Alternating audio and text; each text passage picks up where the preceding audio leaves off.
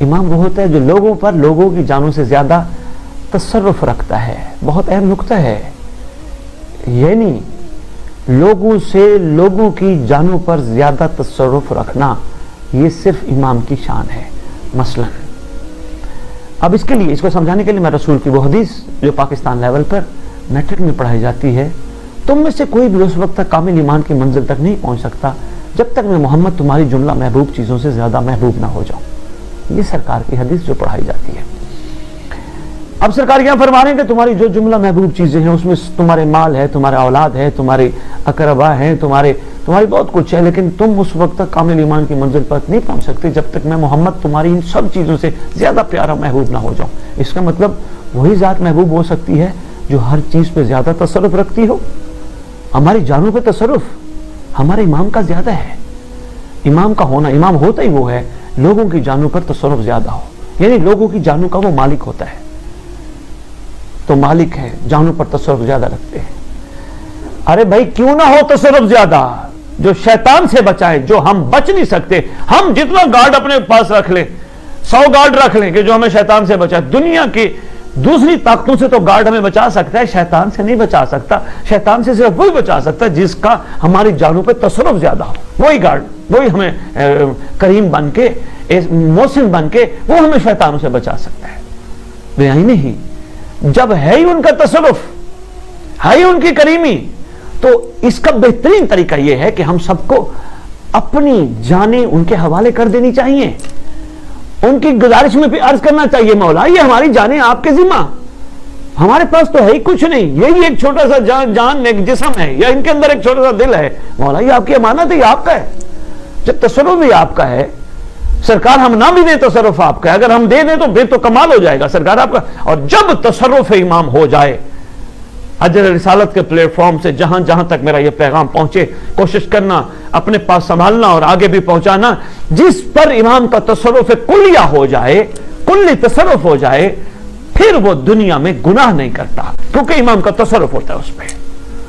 پھر وہ اس سے غلط چیزیں سرزد نہیں ہوتی کیونکہ امام کا اس پہ تصرف ہوتا ہے. تصرف امام کا ہونا بہت ضروری ہے. یہ شان ہے امام کی. اپنی جان امام کے حوالے کر دو تاکہ تم ٹینشنوں سے آزاد ہو جاؤ گے، تم فکروں سے آزاد ہو جاؤ گے، تم پریشانیوں سے آزاد ہو جاؤ گے. اس کا مطلب ذمہ لگانا، امام کے خدمت میں پیش کرنا، ان کے لیے سب کچھ پیش کرنا، اپنی جان، اپنا مال، اپنا ناموس. اس کا فائدہ کیا ہوگا؟ بہت سارے فائدے جو میں نے ابھی بتایا، ان میں سے سب سے بڑا فائدہ یہ ہوگا پھر تمہاری فکریں نہیں رہیں گی. تم امام کی ہر رضا پہ راضی ہونا شروع ہو جاؤ گے. کوئی بھی اب مرحلہ آئے گا تو امام کی رضا پہ راضی ہوگے. اور ایسا ہو سکتا ہے امام تمہیں کہیں تنہا چھوڑے، امام تمہیں کہیں دشمنوں کے ہاتھ چھوڑ دے، امام تمہیں کہیں شیطان کے منہ میں چھوڑ دے. ایسا ہو نہیں سکتا جب تم امام کی رضا میں راضی ہونا شروع ہو جاؤ گے. سرکار کا تصرف ویسے ہی ہے تو یہاں زیادہ ہو جائے گا. سرکار دیکھیں میرے ہاتھ کھڑے ہیں، میں ہینڈز اپ، میں کچھ نہیں کر سکتا، میں ایک محتاج محض بندہ ہوں، میں اللہ کی وہ مخلوق ہوں جو کمزور ترین ہے زمین پر. مولا ہماری جانوں کا مالک ہے، مولا ہماری جانوں کی حفاظت محافظت تیرے ذمہ ہے، مولا ہمیں بچائیے گا، مولا ہم پہ رحم کیجئے گا، مولا جیسے چاہیے گا ویسے چلائیے گا، مولا ہم بڑے کمزور ہیں. اور مولا یہاں تک ہم رب کی بارگاہ جواب دینے کی بھی طاقت اور سکت نہیں رکھتے. احسان فرمائیے گا، ہمیں اس محشر کے میدان میں شرمندہ نہ ہونے دیجئے گا. کریمی کیجئے گا، شفقت کیجئے گا. دھونا یہ اپنا آپ سب کچھ، پھر یہ چیزیں آئیں گی.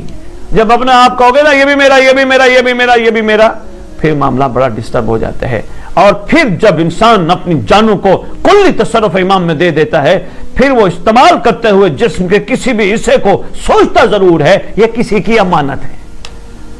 مثلا آپ کو ہی دیکھ لیں، جسم کا ایک مین مرکزی، پہلا نہیں دوسرا حصہ ہے، دل کے بعد دوسرا مرکزی حصہ ہے آنکھ. اگر واقعتاً حقیقتاً تصرف امام میں دی جائے اور اس کو امام کی امانت سمجھ لی جائے کہ یہ اس کی امانت ہے، یہ میرے پاس مولا کی امانت ہے، تو یقین جانیے نگاہ حرام کبھی بھی کسی پہ غیر محرم پہ نہ پڑے. یہ بات صرف واہ واہ کرنے کی حد تک نہیں، صرف داد دینے کی حد تک نہیں، اس کو سمجھنے کی ضرورت ہے، اس پہ غور و فکر کرنے کی ضرورت ہے. اپنا آپ امام کو دینا، اپنے آپ کو امام کا تصرف میں دینا کلی طور پر، یہ ہمارے لیے اچھا رہے گا، ہماری زندگی سکھی ہو جائے گی. ہر جسم کا اعضاء امام کی امانت سمجھ کر جب استعمال کریں گے، یقین کیجئے ہماری زبانوں میں صبر آ جائے گا. ہماری زبان سے گالی نہیں نکلی، بھئی امام کی امانت ہے. ہماری زبان سے کسی کا غیبت گلہ نہیں ہوگا.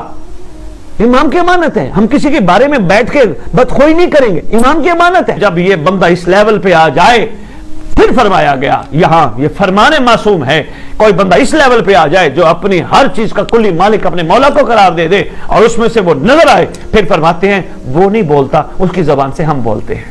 وہ نہیں دیکھتا, اس کی آنکھ سے ہم دیکھتے ہیں. وہ نہیں سنتا, اس کے کانوں سے ہم سنتے ہیں. پھر یہ معاملہ, پھر یہ کیفیت پیدا ہوتی ہے. تو صرف اتنا سا کرنا ہوتا ہے, مولا میں آپ کے ذمہ, مولا میں بہت کمزور ہوں, میں ناتواں ہوں, مولا میں کچھ جوگا نہیں ہوں, مولا میرے اندر کوئی کمال نہیں, مولا مجھے شرمندہ نہ ہونے دینا, مولا اب تک تیری ذات نے اگر شرمندہ نہیں ہونے دیا, تیرا کرم ہے, تیرا تصرف ہے, صرف احسان فرما, کلی تصرف اختیار کر, احسان فرما, میں ہر چیز تیری جوتی کے آگے ڈالنے کے لیے تیار ہوں.